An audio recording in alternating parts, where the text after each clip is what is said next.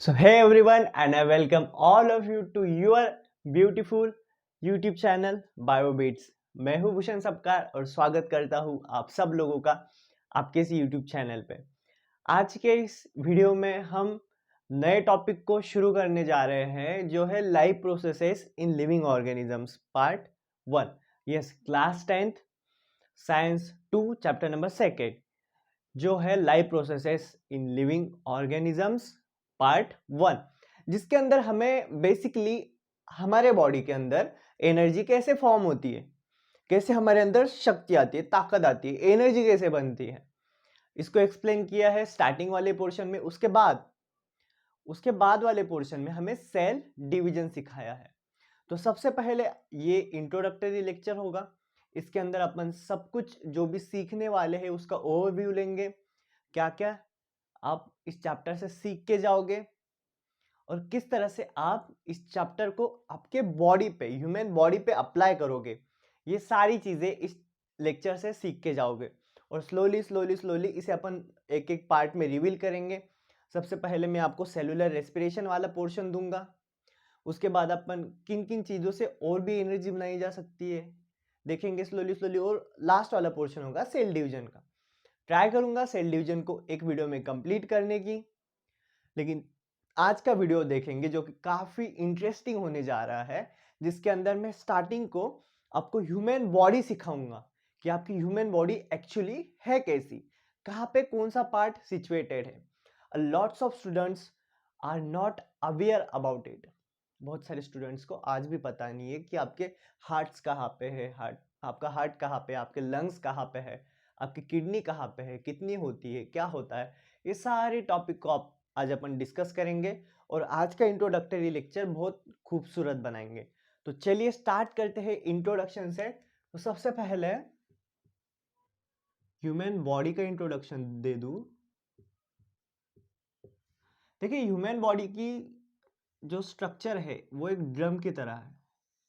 अगर मैं बात करूं, ह्यूमन बॉडी का स्ट्रक्चर एक ड्रम की तरह है। अंदर से पूरी तरह हॉलो है ह्यूमन बॉडी।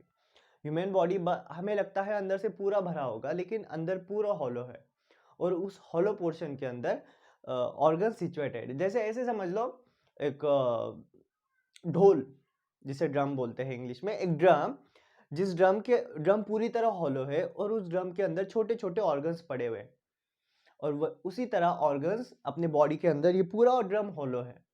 इस ड्रम के अंदर अलग अलग ऑर्गन्स, यहाँ पे स्टमक होगा, यहाँ पे लिवर होगा, ऐसे अलग अलग ऑर्गन्स पड़े होते हैं और सारे एक दूसरे से कनेक्टेड होते हैं। सारे एक दूसरे की बात सुनते हैं, सारे एक दूसरे के ऑर्डर्स को फॉलो करते हैं, तभी आपकी बॉडी प्रॉपरली वर्क करती है। एक ही ऑर्गन अगर काम करे या एक ही ऑर्गन सिस्टम अगर काम करे, दूसरी उसके अकॉर्डिंग काम ना करे, तो आपकी बॉडी फंक्शनिंग नहीं करेगी अच्छे से।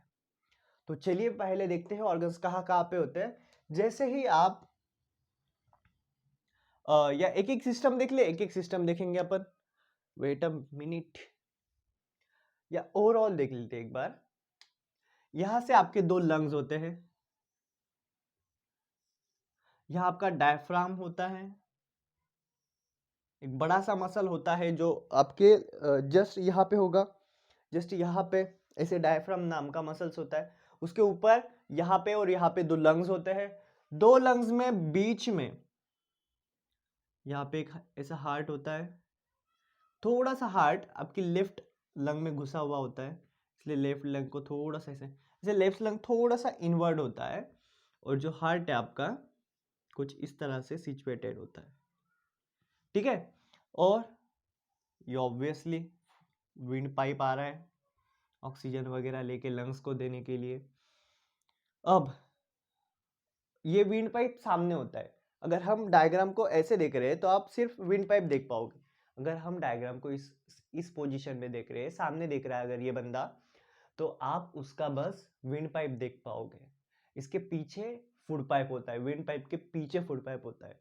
अगर हम इस डायग्राम को इस एंगल से देखें तो आपको दिखाई देगा सामने की तरफ विंड पाइप है, पीछे की तरफ फूड पाइप है, ठीक है। सामने से एक बार डायग्राम निकाल के लेटरल डायग्राम भी निकालेंगे अपन, दोनों डायग्राम निकालेंगे। ये विंड पाइप है, ठीक है। यहां से पीछे से फूड पाइप आएगा नीचे से और यहाँ जाके ये स्टमक बन जाएगा। स्टमक, फिर यहाँ पे नीचे स्मॉल इंटेस्टाइन्स, फिर large intestine and all these things. यहाँ पे आपका डाइजेस्टिव सिस्टम बन जाएगा पूरा। यहाँ पे आपका लीवर आएगा, यहाँ पे आपका पैनक्रियाज आएगा, समझ रहे हो? पैनक्रियाज लीवर स्टमक के बाजू में होता है, जस्ट एग्जैक्टली यहाँ पे आपका स्टमक होता है, बस इतना सा। ये पूरा स्टमक नहीं होता है, आज तक जो समझते थे पूरा स्टमक, ये पूरा स्टमक नहीं होता है। स्टमक सिर्फ इतना होता है, यहाँ से नीचे इंटेस्टाइन, और इसके बाजू में जस्ट स्टमक के साइड में आपका लीवर होता है, ठीक है। सो ये आपका लीवर है, ये पैनक्रियाज, ये स्टमक है। सो ये होल डायग्राम। अब इसके पीछे से दिखाओ, ये क्यों दिखा रहा हूं मैं? एनर्जी प्रोडक्शन में ये सारी चीजें क्यों हो रही है अपनी? भाई अपन बॉडी को समझने जा रहे हैं। अब हम लोग ह्यूमन की बॉडी को समझेंगे आगे, अगले 1-2 चैप्टर में हमें ह्यूमन की बॉडी को समझना है। तो ह्यूमन की बॉडी अंदर से पता भी होनी चाहिए कैसी होती है, तभी तो मजा आएगा ना समझने में। अब साइड वाले एंगल से देखेंगे। ये डायग्राम मुझे काफी अच्छी आती है, क्योंकि क्लासेस में या इधर उधर बहुत बार मैंने निकाली है। ये नाक हमेशा गंदा हो जाता है यार इसका, वो माफ कर देना जैसी आई।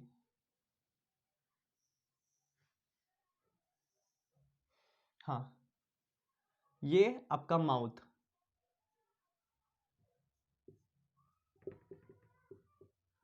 ये माउथ, यहाँ से आप खाना वगैरह कुछ भी खाते हो, यहाँ से बक्कल कैविटी, इसे बक्कल कैविटी बोलते हैं। यहाँ से आपकी नोस्ट्रिल की कैविटी आती है, ये नोज से यहाँ से एयर आएगी और अल्टीमेटली ये दोनों पैसेज एक जगह मिल जाते हैं।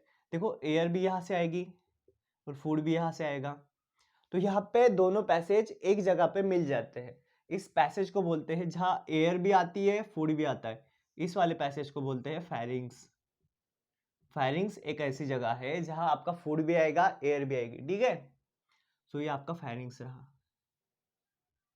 अब एक आपने आपके माउथ में एक चीज देखी होगी, यहाँ पे पीछे अगर देखो, आईने के सामने खड़े हो जाओ, आज देखने की कोशिश करो, ये दिख रहा है? ये अंदर अंदर कुछ तो ऐसे लटका हुआ ऐसे दिखाई देगा। ये एक्चुअली इस पैसेज को ब्लॉक करने के लिए ऐसे ऐसे दिखाई देगा यहाँ पे। एक्चुअली जब आप खाना खाओगे तो ये खाना ऐसे ऊपर ना चला जाए, इसलिए जब आप खाना खाते हो, जब आप खाने को यहाँ पे पीछे पुश करोगे तो ये वाला ढक्कन ऐसे ऊपर बंद हो जाएगा, ये ऐसे है, ऐसे बंद हो जाएगा, तो एयर वाले पैसेज में अब ऊपर खाना नहीं जाएगा। सो इसे बोलते हैं यूलवा,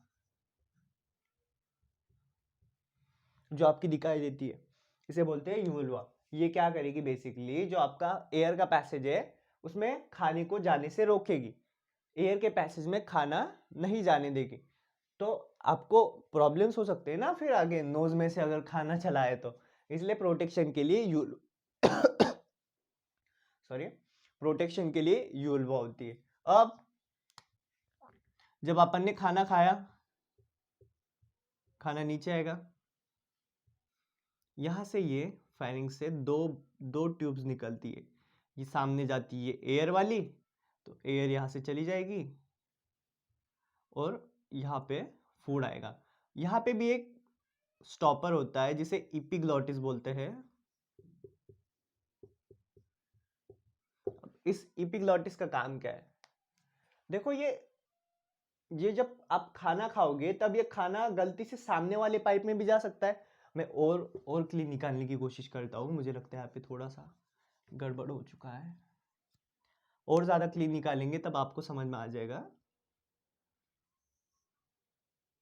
कुछ ऐसा सा होता है। अब यहाँ से 2 पाइप्स बन गए, एक विंड पाइप जो सामने था, जो एग्जैक्टली इसके सामने था, ये विंड पाइप जहां से हवा आती थी, या इसे ही ट्रैकिया भी बोलते हैं। और ये पीछे वाला ईसोफेगस, जिसे ही फूड पाइप बोलेंगे, जिससे फूड नीचे ट्रैवल होगा।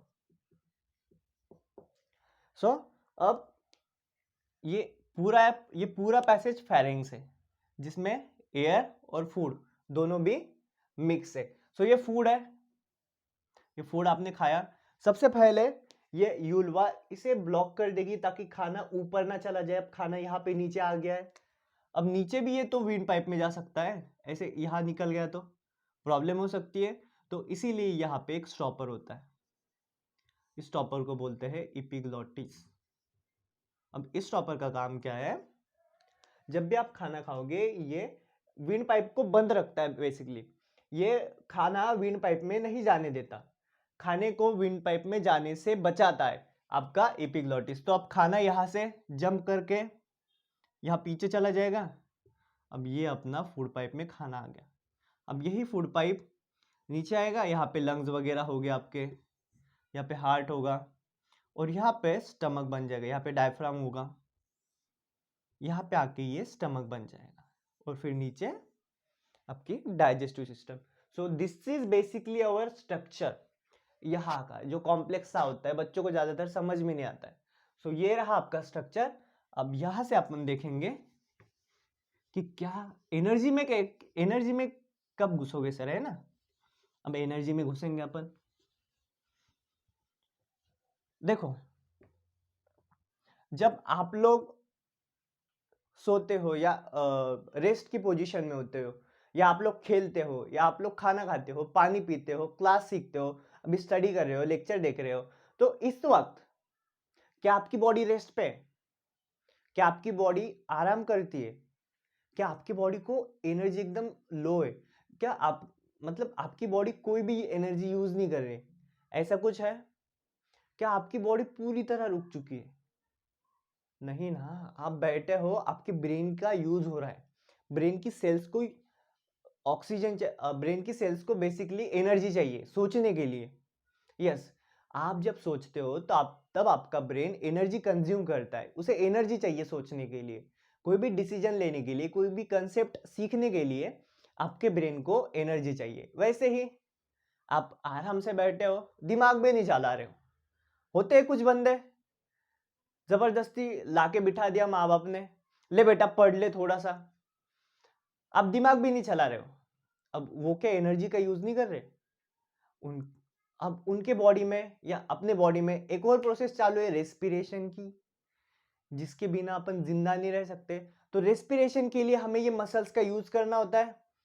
ध्यान से अगर ऑब्जर्व करो तो जब आप रेस्पायर करते हो, जब आप ब्रीद इन ब्रीद आउट करते हो, सांस अंदर लेते हो, सांस बाहर छोड़ते हो, तब आपके चेस्ट के मसल्स का यूज होता है। ध्यान से एकदम स्मूथली ऑब्जर्व करो,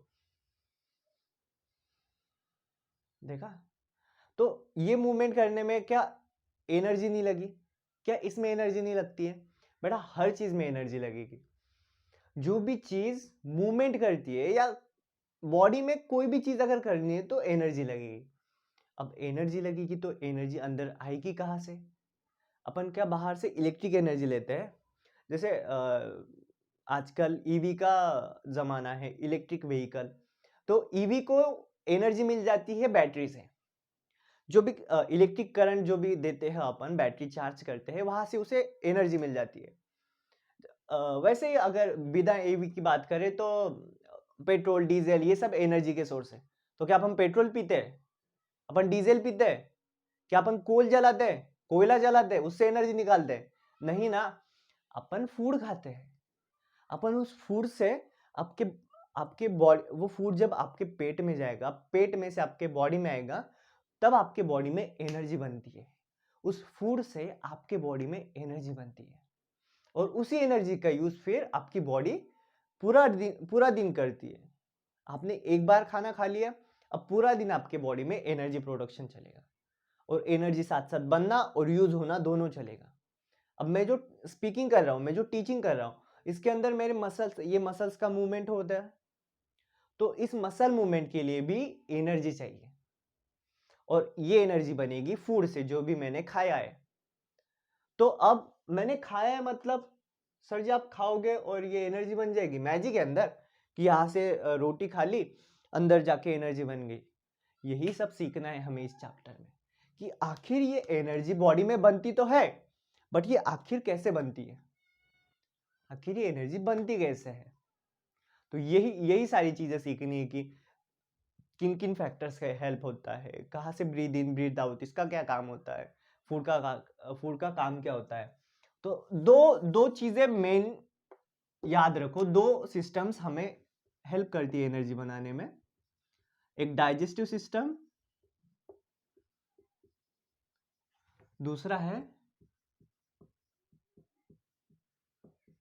रेस्पिरेटरी सिस्टम। अब देखो हम कैसे एनर्जी बनाते हैं, बस ये ओवरव्यू है, डिटेल में हम जाएंगे सेलुलर रेस्पिरेशन में। ये डाइजेस्टिव सिस्टम से पेट के अंदर खाना आया, फिर इंटेस्टाइन के अंदर आया, फिर स्मॉल इंटेस्टाइन के पास, फिर लार्ज के पास, फिर एट द एंड ये बाहर निकल जाता है सुबह सुबह। सो ये जो फूड आया, ये जो फूड आपने खाया, ये यहाँ पे डाइजेस्ट होता है। जो आपने पूरी रोटी खाई, उस रोटी को अब पेट के अंदर छोटे छोटे टुकड़ों में तोड़ा जाएगा। जैसे आटा बुनवाने जाते हो या आटा पिसवाने जाते हो, सॉरी, जब आटा पिसवाने जाते हो तो लेके जाते हो गेहूं और पिसवा के लाते हो एकदम पाउडर। उसी तरह आपके बॉडी के अंदर, उसी तरह आप एक रोटी का पूरा पीस खाते हो, लेकिन आपके पेट में एक चक्की लगी है जो रोटेट करके उस पूरे पीस को छोटे छोटे छोटे छोटे पाउडर में कन्वर्ट कर देगी। हाँ, पाउडर में कन्वर्ट नहीं होता है क्योंकि यहाँ पे वाटर भी लोगे आप तो पूरा एक बोलस बन जाता है, बोलस बोलते हैं उसे, एक पूरा लड्डू की तरह हो जाता है आपका फूड। तो छोटे छोटे छोटे छोटे टुकड़ों में टूट जाता है, इतने छोटे टुकड़ों में टूटता है, स्मॉल इंटेस्टाइन लार्ज इंटेस्टाइन, इतने छोटे टुकड़ों में टूटता है कि उस फूड में से अपन अलग अलग कंपोनेंट्स बाहर निकाल लेते हैं। फूड में से अपन ग्लूकोज छीन लेते हैं, फूड में से अपन प्रोटीन निकाल लेते हैं। जो अपन फूड खाते हैं उसके अंदर ये सारी चीजें होती है, ग्लूकोज भी होता है, प्रोटीन भी होते हैं, फैट भी होते हैं, बेसिकली 3-4 चीजें होती है। देख लो, आज सीख लो, काम आएगा। जो अपन फूड खाते हैं जिसके अंदर सबसे ज्यादा carbohydrate, protein, fats, minerals and vitamins, ये एंड का सिंबल है, इसे एंड कहते हैं, इसे शॉर्ट फॉर्म। लेकिन ये 5 तरह के मिनरल्स होते हैं, न्यूट्रिएंट्स होते हैं, सॉरी। प्रोटीन, कार्बोहाइड्रेट होता है, प्रोटीन होता है, फैट होता है, मिनरल्स होते हैं और वाइटामिन्स होते हैं। बट ये बहुत ज्यादा पैक्ड होते हैं। अब डाइजेस्टिव सिस्टम का काम ही ये क्या करती है, इस पैक्ड वाले, ये सारी पैक चीजों को तोड़ती है छोटे छोटे टुकड़ों में, और ग्लूकोज को अलग कर देगी, प्रोटीन को अलग कर देगी, फैट को अलग कर देगी, मिनरल्स को अलग कर देगी, वाइटामिन्स को अलग कर देगी। अब ये अलग अलग आपके बॉडी में हो चुके हैं। अब हमें इन पांचों का अलग अलग यूज करना है, इसलिए हमने अलग अलग किया, क्योंकि कार्बोहाइड्रेट का बॉडी में कुछ अलग अलग यूज है। ये भी सीख लो आज। कार्बोहाइड्रेट प्योरली एनर्जी बनाने के लिए यूज होते हैं, फॉर द एनर्जी प्रोडक्शन। दूसरी बात, प्रोटीन, सबको पता है प्रोटीन किस लिए यूज होते हैं, for the body building. Body building मतलब ये वाला नहीं, अपना जिम वाला नहीं, बॉडी बनाएंगे तगड़ा। आपकी बॉडी के या हॉर्मोन्स के लिए, 2 मिनट बताता हूँ। आपके बॉडी जो बनी है वो मसल्स से बनी है ज्यादातर। सो सारे मसल्स बनते हैं प्रोटीन से। मसल्स बनाने का जिम्मा प्रोटीन ने उठाया है। प्रोटीन ने हॉर्मोन्स बनाने का भी जिम्मा उठाया है। ज्यादातर हॉर्मोन्स, सारे हॉर्मोन्स प्रोटीन से नहीं होते, लेकिन ज्यादातर हॉर्मोन्स प्रोटीन से बने होते हैं। और एंजाइम्स, अलग अलग प्रकार के एंजाइम्स भी प्रोटीन बनाता है। भाई प्रोटीन आपके बॉडी में बहुत ज्यादा जरूरी है। अगर प्रोटीन नहीं तो लाइफ नहीं, सिंपली बात। अगर प्रोटीन नहीं तो लाइफ नहीं। एक बार कार्बोहाइड्रेट कम दो चलेगा, फैट्स कम दो चलेगा, लेकिन प्रोटीन्स को अच्छा खासा देना चाहिए। हालांकि प्रोटीन की फैक्ट्री भी अपने बॉडी में सीखी थी अपन ने पहले चैप्टर में। अब कुछ बोलेंगे सर कब सीखी थी, ट्रांसक्रिप्शन, ट्रांसलेशन, ट्रांसलोकेशन सिखा था, वही तो है प्रोटीन बनाना। वही तो है, प्रोटीन इतने ज्यादा बॉडी के लिए इंपॉर्टेंट है कि प्रोटीन के बारे में बॉडी रिस्क ही नहीं लेती कि ये बंदा कब खाएगा, कब ये प्रोटीन मुझे मिलेंगे। उससे अच्छी तो मैं अब खुद ही बना लूँ, खुद ही मेरे बॉडी में मैं खुद प्रोटीन बना लूँ। ये बंदे का कुछ ये नहीं ना, अपन फूड्स देख के खाते ही नहीं, कुछ भी खा लेते हैं, अपन देखते भी नहीं इसके अंदर कितना प्रोटीन है। तो बॉडी कहती है कि मैं खुद मेरी तैयार रहूँ, ये बंदा कब खाएगा कब नहीं पता नहीं मुझे, तो मैं खुद ही बना लूँ। इसलिए प्रोटीन को वो इतना इंपॉर्टेंट है कि प्रोटीन बॉडी खुद बनाती है। ठीक है। Now fats, fats generally for the protection,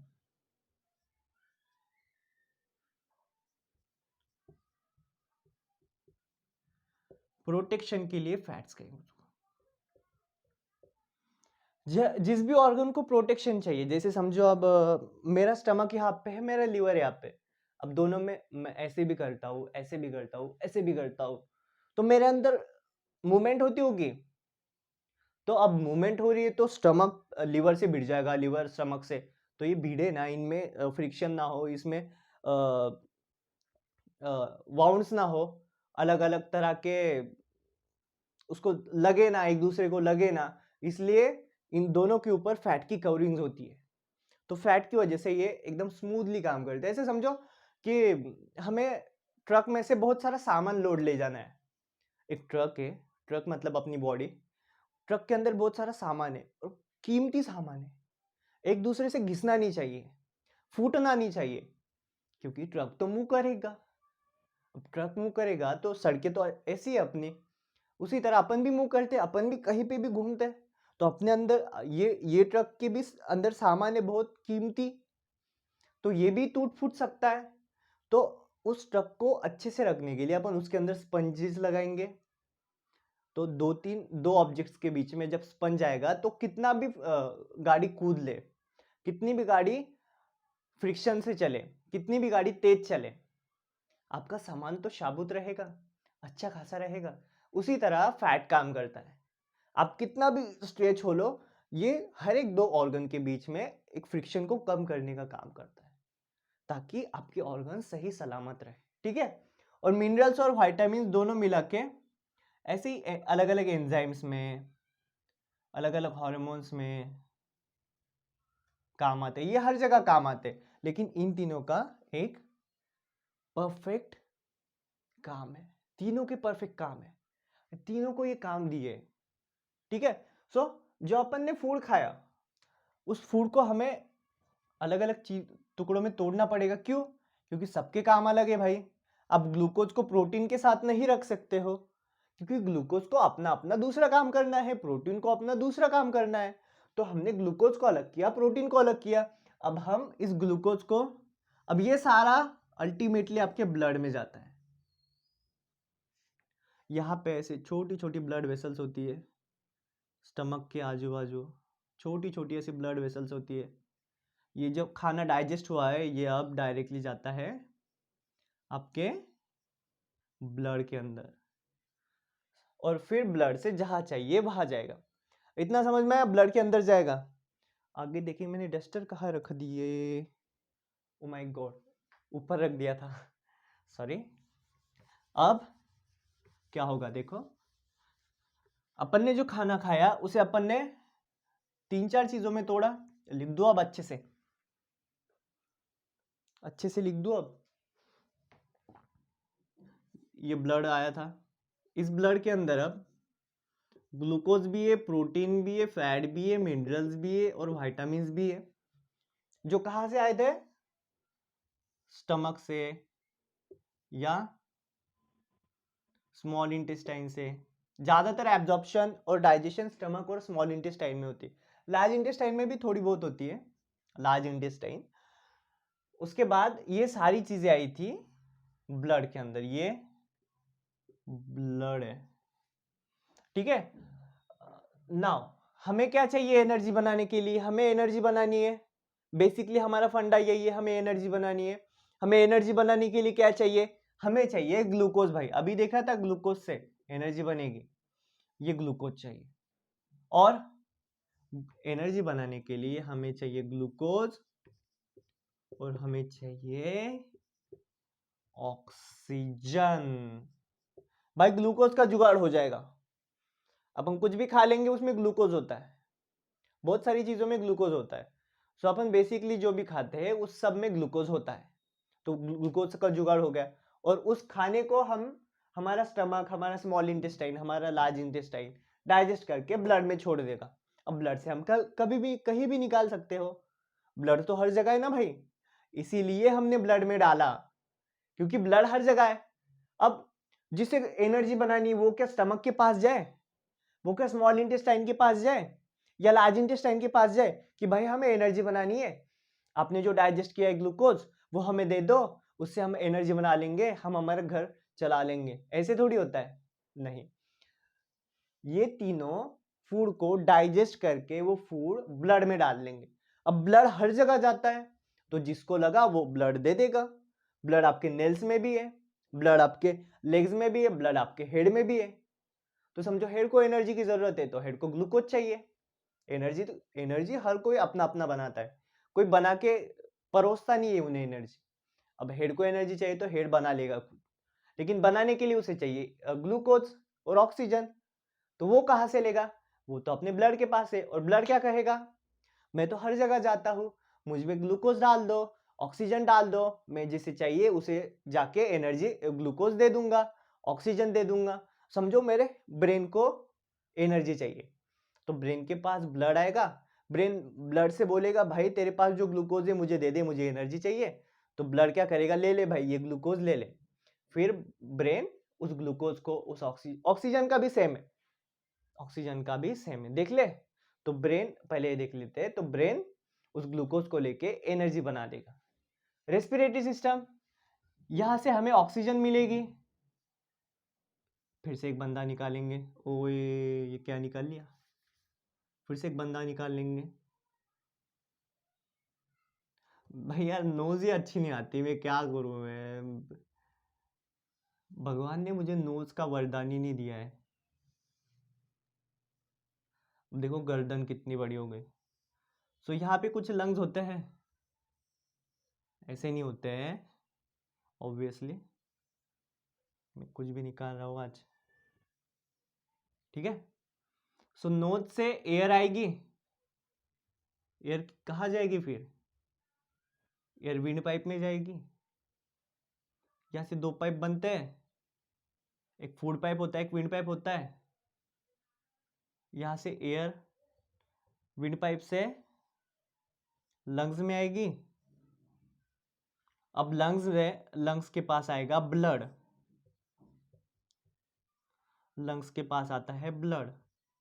किस लिए आता है कि लंग्स भाई आपने जो एयर ली है उसके अंदर ऑक्सीजन है, वो ऑक्सीजन मुझे चाहिए, मुझे मतलब सारे बॉडी को चाहिए। क्यों चाहिए सारे बॉडी को, क्योंकि सारे बॉडी को चाहिए एनर्जी, और सारे बॉडी को अगर एनर्जी चाहिए तो सारे बॉडी को चाहिए ऑक्सीजन।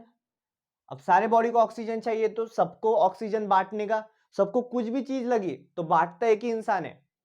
जैसे एक होता है ना सबके सब ग्रुप के अंदर, किसी को कुछ चाहिए उसे बोल दो वो लाके देगा बिंदास, या किसी कोई चीज ट्रांसपोर्ट करनी है तो उसे बोल दो वो कर देगा। जैसे अपने डिलीवरी ऐप होते हैं, यहां से वहां वहां से यहाँ, बस ब्लड का यही काम है, जिसको जो चाहिए पार्सल लेना है दे दो भाई, ये कर दो दो दो। तो ये ब्लड के पास ऑक्सीजन जाएगा, ये ऑक्सीजन यहां से आए, यहां से ब्लड के पास जाएगा। अब ब्लड के अंदर ग्लूकोज भी है, ब्लड के अंदर ऑक्सीजन भी है। अब जिस पार्ट को एनर्जी बनानी है वो ग्लूकोज और ऑक्सीजन लेगा और इन दोनों से एनर्जी बना लेगा, ठीक है। सो समझो एक एग्जांपल लेते हैं, समझो मेरे लेग्स को एनर्जी बनानी है। अब मैंने खाना खाया, मेरे पेट में खाना गया, पेट ने स्टमक ने, स्मॉल इंटेस्टाइन ने और लार्ज इंटेस्टाइन ने उसे तोड़ा छोटे छोटे टुकड़ों में, डाइजेशन किया। तोड़ना मतलब डाइजेशन होता है, ठीक है। सो डाइजेशन किया, फिर वहां से वो ब्लड में चले आए, ग्लूकोज जो भी मैंने खाया था वो सब चला आया। अब ये ब्लड मेरे लेग्स तक भी जाएगा, तो ग्लूकोज लेग तक लेके जाएगा ना, ग्लूकोज मिल गया लेग्स को। अब oxygen, I was continuously breathing, मैं अभी सिखा रहा हूँ फिर भी ब्रीदिंग चालू है। तो ऑक्सीजन मेरे लंग्स में गया, यहाँ से ब्लड आया, ब्लड ने ऑक्सीजन लिया और यही ब्लड फिर लेग्स को गया।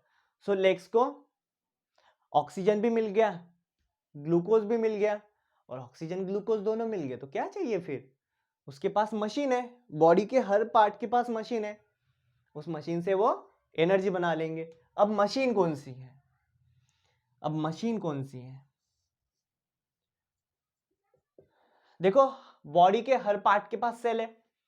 ब्रेन के पास अपने सेल्स है, हैंड के पास अपने सेल्स है, लेग्स के पास अपने सेल्स है, और हर सेल के अंदर एक चीज होती है, बचपन से जो रट रहे हैं हम, माइटोकॉन्ड्रिया। ये मशीन है अपनी। क्या रखते हैं अपन? Mitochondria is the power house of the cell, mitochondria is the power house of the cell. Power house क्यों? क्योंकि माइटोकॉन्ड्रिया अपनी मशीन है, जो मशीन से हम अब एनर्जी बनाएंगे, जो मशीन से अब हम एनर्जी बनाएंगे। ये मशीन को क्या क्या लगता है? ये मशीन को लगता है ग्लूकोज और ऑक्सीजन। जब हम ग्लूकोज और ऑक्सीजन इस माइटोकॉन्ड्रिया नाम की मशीन को दे देंगे तो ये मशीन अपने आप एनर्जी बना के देगी। तो समझो, अब देखो, अब काफी फंडे क्लियर हो चुके हैं। हमें चाहिए, हमारे हैंड को काम करना है, इसे चाहिए एनर्जी।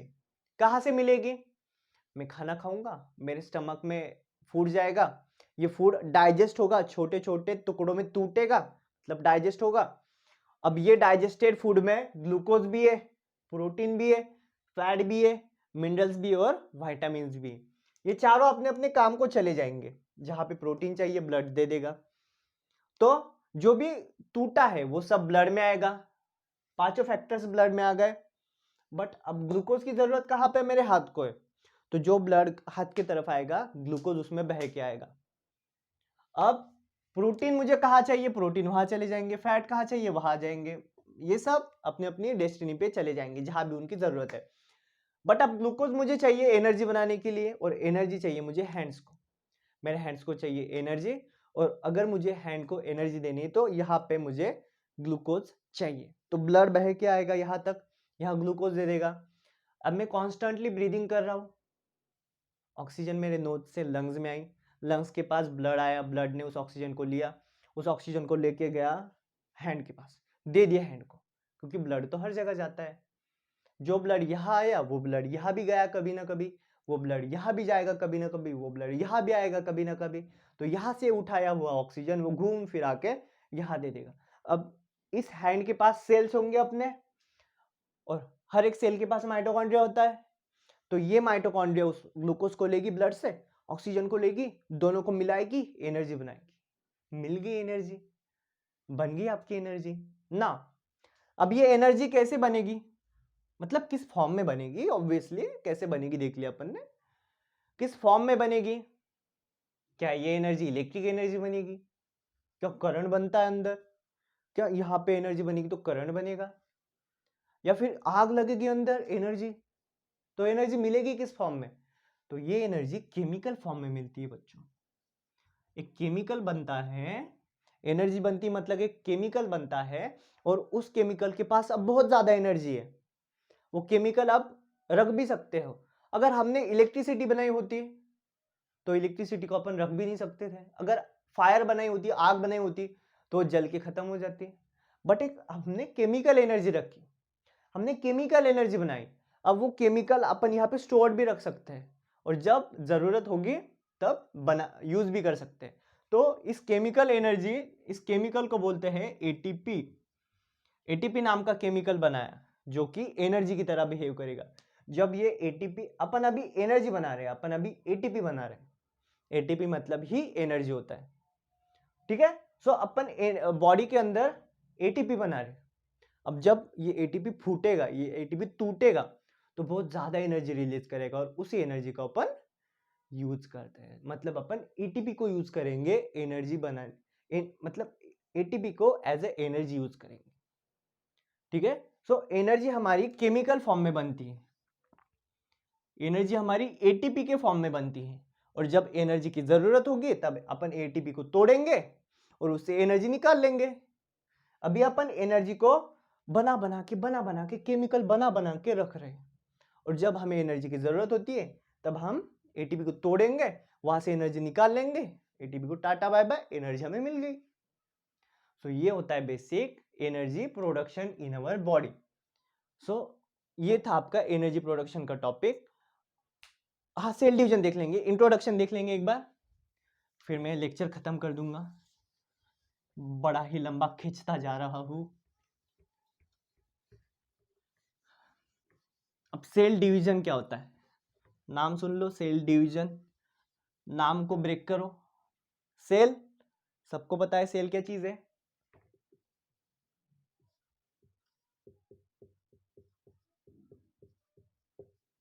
सबको पता है सेल क्या चीज है? आपके बॉडी में हर जगह सेल्स प्रेजेंट है, यहाँ पे भी, यहाँ पे भी, यहाँ पे, हर जगह सेल्स प्रेजेंट है। और उसका डिवीजन, डिवीजन मतलब टूटना। अब सेल क्यों टूटेंगे? देखो, आप छोटे बेबी थे, जब बॉर्न हुए तब छोटे बेबी थे, तब से लेके आज तक आपकी हाइट काफी ज्यादा बढ़ चुकी है, आप काफी बड़े दिखते हो। दिमाग से नहीं बात कर रहा मैं, हाँ दिमाग से भी बढ़ चुके होंगे कोई नहीं बढ़े, प्लीज बढ़ जाओ भाई, इस देश को आपकी जरूरत है। हाँ, एक मेन पॉइंट भी आज बोलूंगा मैं, जो अभी अभी पहले ये देख लेते सेल डिवीजन। छोटे थे अपन, छोटे से इतने बड़े हुए, सो कैसे हुआ ये? क्या जादू? there is a science behind this phenomena and this science is known as cell division। भाई, ये छोटे बच्चे में, ये छोटे बेबी के अंदर सेल डिवीजन हुआ है। क्या लिख रहा हूं मैं? और तभी ये जाके एक एडल्ट बना है, एडल्ट बॉडी बनी है। बेबी बॉडी लिखूंगा मैं, बॉडी बड़ी हुई है बस, दिमाग का नहीं बोल सकता मैं। I am not taking that guarantee that the brain of baby body is also converted into the adult brain। I'm not going to take that guarantee। Okay, जाने दो, कुछ नहीं, मजाक किया। सो बेबी बॉडी से एडल्ट बॉडी बनी, तो कैसे? देखो, समझो बेबी बॉडी के पास 40 लाख सेल्स थे, होते हैं कई करोड़ों हजारों, मतलब अब we can't even count the cells of our body, इतना ज्यादा सेल्स होते हैं। तो समझ लो बेबी बॉडी के पास 40 लाख और अब इसके पास 4 करोड़ है, तो इतने सेल्स एक्स्ट्रा ऐड हुए कहां से? क्या इसने खरीदे? ये मार्केट में गया, भैया मुझे बड़ा होना है, आप एक काम कीजिए, मुझे 4 करोड़, मतलब मुझे अभी 3 करोड़ 60 लाख सेल्स ना दे दीजिए, मुझे एडल्ट होना है। ऐसे नहीं होता है। इस 40 लाख सेल्स के अंदर सेल डिवीजन हुआ है। एक सेल 2 सेल्स में टूटी है, ये 2 सेल्स आगे जाके 2 सेल्स और में टूटी है, ये आगे चल के और 2 में टूटी है, इसे ही सेल डिवीजन बोलते हैं। सेल्स का टूटना, देखो एक सेल्स ने इतने सारे सेल्स बना दिए, अब ये आगे चलता जाएगा, इसे ही बोलते हैं सेल डिवीजन, जो अपन सीखेंगे स्लोली स्लोली। इसके बहुत सारे फेजेस होते हैं, इसके अलग अलग टाइप भी है, 2 टाइप है, माइटोसिस एंड मियोसिस। कब कौन सा होता है, कैसे होता है, सारी चीजें करेंगे, उसके अलग अलग फेजेस देखेंगे एग्जैक्टली कैसे होता है, और अपन ये टॉपिक खत्म करेंगे, ठीक है। सो एक इंपॉर्टेंट बात जो मैंने बीच में भी छेड़ी थी, लेकिन अब उसे निकालना थोड़ा इंपॉर्टेंट हो गया है, कि देश को आपकी जरूरत है। मैंने बोला था, यस, आप लोग युवा हो और युवाओं से मेरा देश बना है, और इस देश को आज इन्हीं युवाओं की जरूरत है। और आज के समय में एक खास बात क्या है, मतलब एक खास तो नहीं कहूंगा मैं, लेकिन एक आश्चर्य की बात यह है कि जिस फेज में इस देश को इन युवाओं की जरूरत है, इसी फेज में ये युवा है, इसी फेज में तुम सब, आप सब युवा हो, मैं भी युवा हो, हम सब अपने देश को छोड़ के जा रहे हैं। बिल्कुल, हमें कुछ लेना नहीं है देश के अंदर क्या चालू है, हमें अपनी जिंदगी जीनी है बस। हमें तो बस उस साक्षी से प्यार है, हमें तो बस उसी के लिए जीना है, हमें तो बस यार ये अपना दोस्त है इसके लिए जीना है यार, ये अगर नहीं रहा तो मैं भी नहीं रहूंगा, बस इतना पता है हमें। हमें अपने देश से कुछ लेना देना नहीं है, हमें अपने देश में क्या हो रहा है, देश के बहनों के साथ क्या हो रहा है, देश के भाइयों के साथ क्या हो रहा है, देश के लोगों के साथ क्या हो रहा है, इसे कुछ लेना देना नहीं है। बस हम लगे पड़े हैं उस एक लड़की के पीछे, उस एक दोस्त के पीछे और कुछ अपने मनी के लिए। बस जो तुम तो अभी छोटे हो, तुम्हारे एज तो यही, तुम्हारा सपना यही होगा कि यार ये वो मिल जाए, यार ये दोस्त मेरे साथ हमेशा के लिए रहे, यार ये मास्टर बकवास ना करे। बट जो यंग हो चुके हैं, वो भी युवा है, उनका सपना क्या है? बस पैसा कमाना है, इंस्टेंट पैसा चाहिए, मेहनत नहीं करनी, इंस्टेंट पैसा चाहिए। और पैसे के पीछे भागते भागते तुम देश प्रेम को हार चुके हो भाई लोग। आज 99.999% लोग इस देश के लिए काम ही नहीं करना चाहते। सब लोग चाहते हैं कि किसी तरह मेरा पेट पालन हो जाए, मेरे घर में एक गाड़ी हो, मर्सिडीज बोल रहा था मैं, फिर याद आया मर्सिडीज तो सब नहीं देखते होंगे। अपने घर में बस एक गाड़ी हो, अच्छा सा सेटल परिवार हो, शादी कर लेंगे, बीवी बच्चे रहेंगे, खुश साथ में मस्त सेटल हो जाएंगे, माँ बाप को थोड़ा बहुत यात्रा वित्रा कराएंगे, कुछ तो वो भी नहीं सोचते माँ बाप के बारे में, और बस खत्म, दिस इज द लाइफ। ये सोच लिया है लिटरली लोगों ने। बट एक भी बच्चा या एक भी यूथ या एक भी यंग पर्सन ये कभी नहीं सोचेगा कि देश के लिए कुछ करूं मैं। इस देश के कितने बोझ है हम पे, आप लोगों को इसका अंदाजा भी नहीं है। 365 डेज में से नियर अबाउट 2 दिन तक हम अपने देश की बात करते हैं। वो 2 दिन है 26 जनवरी और 15 अगस्त। अब 26 जनवरी बहुत क्लोज है, 1-2 दिन पर है। सब पे, सब बच्चों पे, सब जो इंडियंस है, सब पे पैट्रियोटिक का एक साया समा गया है। सब लोग उस साए के अंदर दब गए हैं अब। यस, 26 जनवरी गणतंत्र दिवस, गणतंत्र दिवस।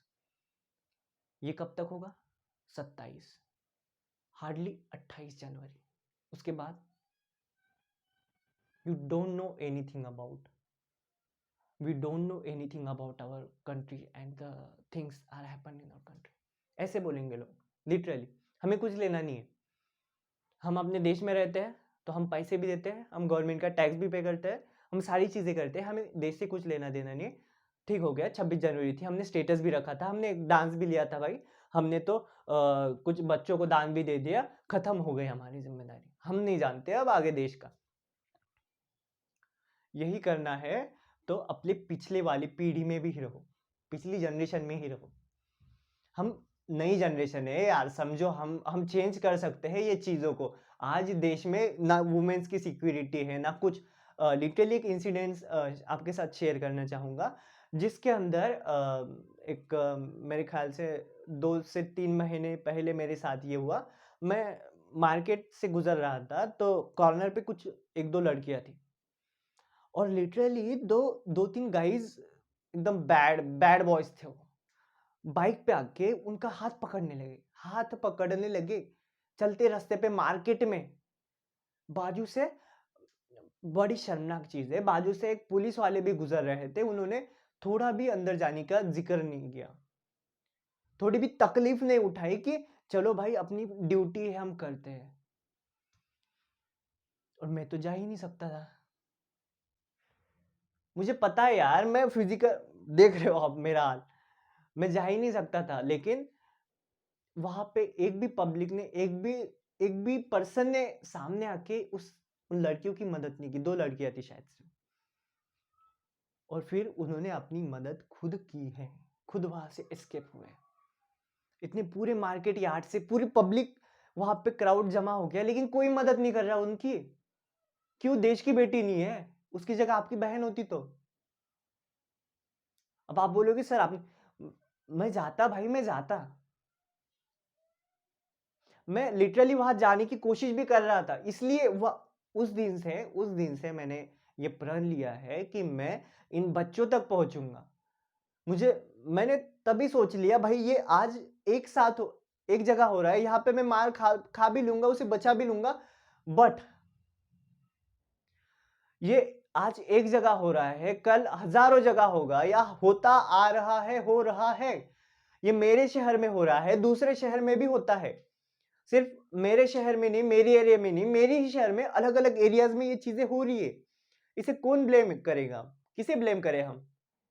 सोसाइटी, सर्विसेज या डिपार्टमेंट अपना?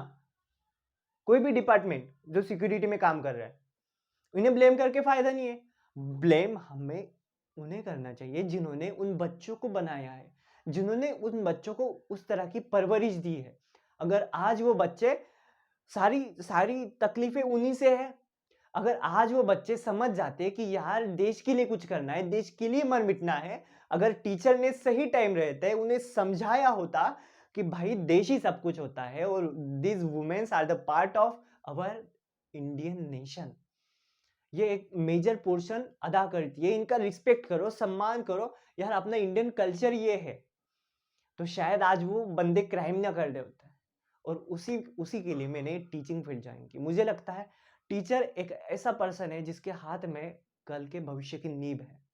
आप सब लोग एक बेहतरीन कल की तरफ अगर जाओगे तभी आपका इंडिया, तभी हमारा India, I am sorry, this is not just yours, it's all of us, तभी हमारा इंडिया आगे बढ़ेगा। और मैं लिटरली मेरा ड्रीम है, मैं इंडिया को ऐसे लेवल पे देखना चाहता हूँ, एजुकेशन के मामले में हो, डिसिप्लिन के, पर्सनैलिटी के मामले में हो, कि ये सबको टफनेस दे, सबको टफनेस दे, ना ही वेस्टर्न कल्चर या कोई कल्चर फॉलो करके, अपना खुद इंडियन कल्चर फॉलो करके हम दूसरे देशों को या वर्ल्ड में जो भी चीजें, सबके ऊंचाई, सब चीजों में ऊंचे स्तर पर रहे। ये मेरा ड्रीम है और आई होप, मैं तो खुद खूब ट्राई करूंगा इसके लिए। मैं आई होप इस सोशल मीडिया के थ्रू मैं आप तक पहुंच सकूं और आपसे ये बातें शेयर कर सकूं। बहुत इंपॉर्टेंट है बच्चों ये बातें। आज तुम्हें लग रहा है ये दूसरों के साथ हो रहा है, अपन क्या ही है, चलो गेड़ियां मारेंगे, लड़कियां छेड़ेंगे, और ये वेब सीरीज मूवीज ने भी आप लोगों का दिमाग खराब कर रखा है। आपको ब्लेम नहीं करूंगा मैं, आपके अंदर अभी भी इंसानियत जिंदा है, जैसे उन बच्चों के अंदर अभी भी इंसानियत जिंदा है। वो जो बच्चे अश्लील हरकतें कर रहे थे, लड़की का हाथ पकड़ रहे थे, उनके अंदर भी आज भी इंसानियत जिंदा है। मैंने खुद देखा है यार, मैंने खुद देखा है, बिगड़े बिगड़े बच्चों को मैंने सुधारा है। I am not lying, I am a teacher on a private school.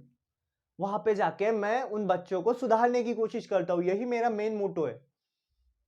Education के साथ साथ मैं उन्हें समझाने की कोशिश करता हूँ कि ये गलत चीजें हैं, और बच्चे समझते भी हैं, और मुझे इस बात पर खुद पे गर्व भी है। लेकिन मैं चाहता हूँ उन 30 से 40 बच्चों तक सीमित ना रह के मैं इंडिया के हर एक बच्चे तक पहुंचूं, और यही मेरा एक जरिया है। और मैं ये नहीं कहूंगा कि आप मेरा वीडियो फॉरवर्ड करो, ये करो, इसमें भाई मुझे पता है मैं पहुंचूंगा, क्योंकि मेरे अंदर कुछ कर गुजरने की, कुछ चेंज लाने की इच्छा है, और मैं चेंज ला के रहूंगा। फिर मुझे चाहे कोई साथ दे या मेरे साथ कोई ना रहे, मैं मेरा काम करता रहूंगा।